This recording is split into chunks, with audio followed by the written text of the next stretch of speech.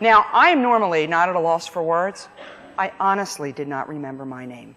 And I figured that there's two reasons that this man came up to me. One, I'm female.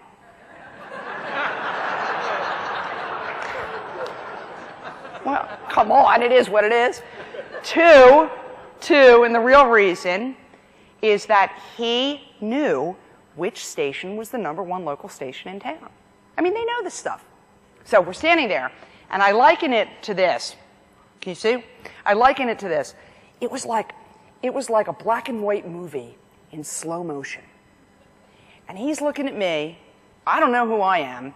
I don't see anybody out there. I just see him, and his eyes are like he's just staring at me. So then he says something along the lines of, what would I like to talk to him about? I didn't know my name.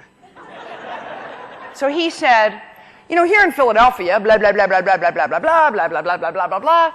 It has been great talking to you, Karen. Thank you so much.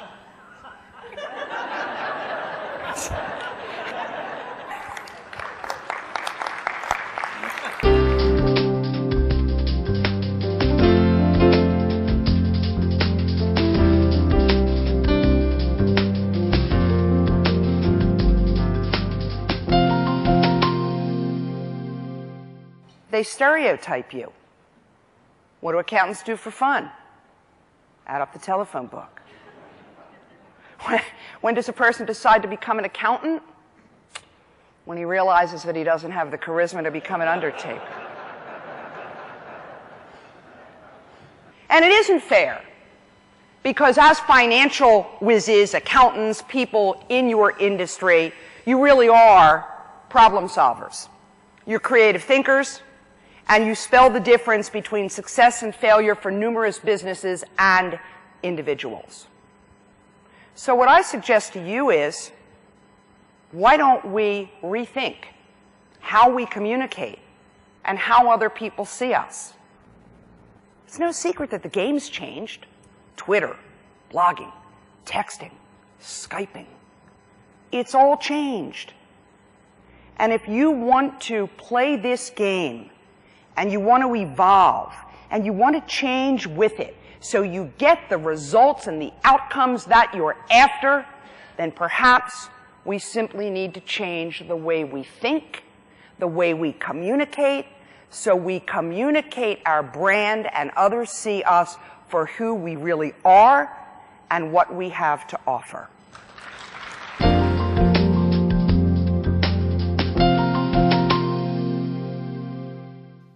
Our attention spans have changed. In the year 2000, the average attention span of us was 12 seconds. In the year 2012, it dwindled to 8 seconds. And just to put this in context or perspective for you, the average attention span of a goldfish is 9 seconds. So, ladies and gentlemen, I think we have some significant problems. But I think that what this means to us is we've got to shift the way we're playing the game. We've got to shift the way we communicate. And what that means in my old world is don't bury the lead. Hit the headline. Look at that upside down triangle. That's a representation of how many of us communicate. That big fat part of the triangle on the top is us saying, let me tell you this, let me give you the details, let me give you the minutia, let me give you all of the data, let me give you the specs, let me show you the chart. And by the way, the point at the bottom of the triangle, the main point, I'm going to get to that eventually. I'm going to tell you that if we don't do this right now, we risk losing our funding for this project. But by the time I get to that point, nobody's listening. They've tuned out. So I want us to start flipping that triangle. I want us to think about what the main point is. This product has huge potential to save lives. If that's our headline, start there. Not only is this critical because of what's happening with our attention spans, but it's critical because we remember what we hear first and what we hear last. And the rest gets lost, twisted, confused, and goes in different directions.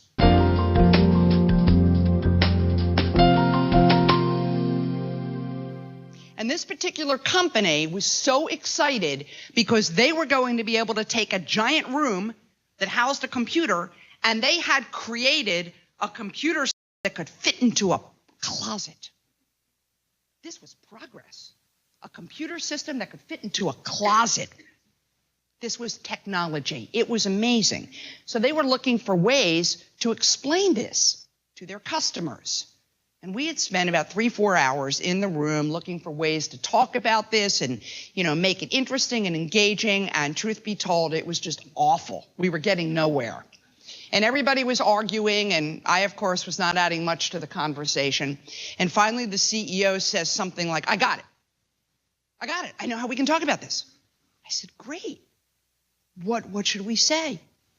He says, well, we can explain to people that it has heterogeneous multiple versatility capacity. Heterogeneous multiple versatility capacity. And he smiled. And of course, all the subordinates around the table smiled. And I said to him, huh? He said, Karen, listen, I don't mean to insult you. So of course I knew it was coming, right? He said, but the people that we talk to, they understand this. They understand these words. I said, no, they don't. He said, yes, they do. I said, no, they don't. He said, yes, they do. I said, with all due respect, sir, of course they understand what the words mean, but you haven't told them what it means to them. Will it save time?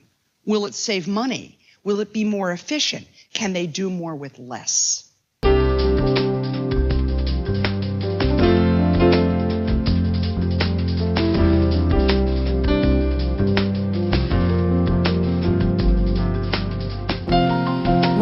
Talking, he said, the reason that this is so important to me, preparing for what he was going to say, is because I want people to understand that every single solitary time they walk into this hotel, they're coming to my home. And I want them to feel the same way they would feel as if I were welcoming them. I want it to be their home away from home. I want them to feel good. And I flip that around to you to say this. Every single time you communicate, whether you're in front of a large audience like this one, whether you're in front of employees, whether you're in front of your kids' career day at school, welcome them into your home. You are inviting them in. You have something to say, to share, to offer information. You are the person that's giving perspective and context and can enlighten them and say it to them in a different way. Welcome them in. Make them feel good to be there. If you were having a dinner party at your house, would you open the door and say, oh yeah, you're my husband's friend, come on in? No, you wouldn't. You would say, hi, great to see you. I'm so glad Dave invited you over. Come on in. Can I pour you some wine? You would say something like that. And it would make all the difference in the world as to how you make someone feel. And if you make them feel, guess what? You have them. Thank you.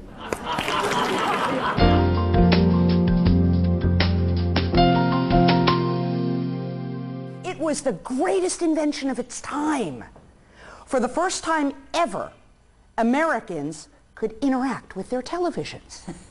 They could click a button and shut the actors up. They could click another button and change the channel. They could shut the television off if they wanted. And here's the great thing about it. They could do all of this without ever getting up from their couch. It was truly miraculous. If you think about it, the remote control now, 60 years later, has changed every single facet of our lives. It's used for everything that we do. NASA launches rockets with it. We use it for business presentations like this one. Our children use it nonstop for video games, the Wii, tennis, being my personal obsession. That's a different story. And we use it for things that we don't even think about. We pull up into our driveways, we click a little button, the garage door goes all the way up. We click another button and the garage door goes all the way down. It really is an incredible invention. But I think that this little gadget has done something else. I think that to a degree, it has changed the way that we listen. I think that to a degree, it has changed the way we pay attention. And I think in an odd way, it has robbed us of our patience. You know, I could stand here tonight and I could talk to you about how to make a training great. I could tell you things that you already know, and maybe you need to be reminded of them. I could tell you that you need to know your audience. I could tell you that it's about value. I could tell you that it's about benefits. I could tell you that telling ain't training. And you might benefit from those things. And maybe I'll touch on a few of them. But the truth of the matter is, what you do for a living, you are good at and you're well versed at. And you have more of a background and an education in doing it than I do. So I look at this and I say, what is it that I do today on a daily basis in my own programs as a result of what I learned during all of those years of producing television news reports? How can we take those things and make it engaging and make it interactive and, most importantly, prevent people from changing our channels? That's what we want to do.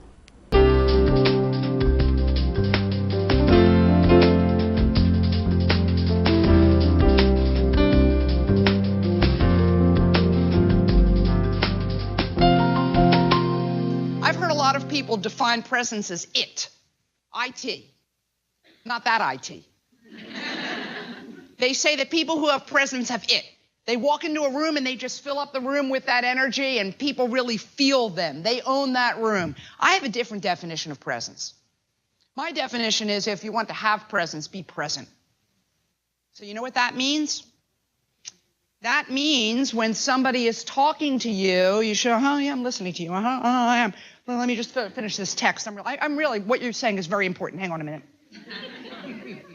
Or when you walk down the hallway and you're looking at your shoes and not looking at anybody that passes you, not making eye contact, not smiling, you are not present.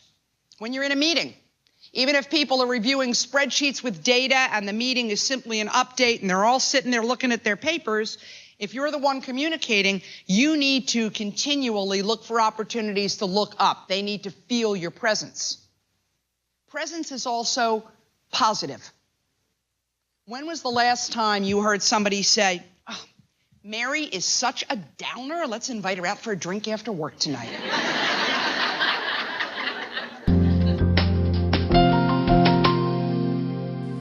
Be true to yourself, because if you're not true to yourself in what you're communicating, what you're saying, and how you're saying it, nobody will believe you. 2, in our world of changing technology, rapid, fast-paced, stuff's going to be around forever. So whatever you post, whatever you do, whatever you say, Facebook, LinkedIn, or whatever, it's got a longer shelf life than it did when I was coming up the ranks. 3, have fun. Communicating is about sharing. It's about informing. It's about educating. Despite what I was teaching you about getting to the headline and all of that, you want to have a real-life conversation with people because you want to make a difference. You want to share your beliefs, your dreams, your passions. You want people to understand where you're coming from. You are your message. Every one of us is unique. You're your brand. So stand out from that sea of humanity, that crowd. Speak out for yourself and speak to be heard. Thank you very much.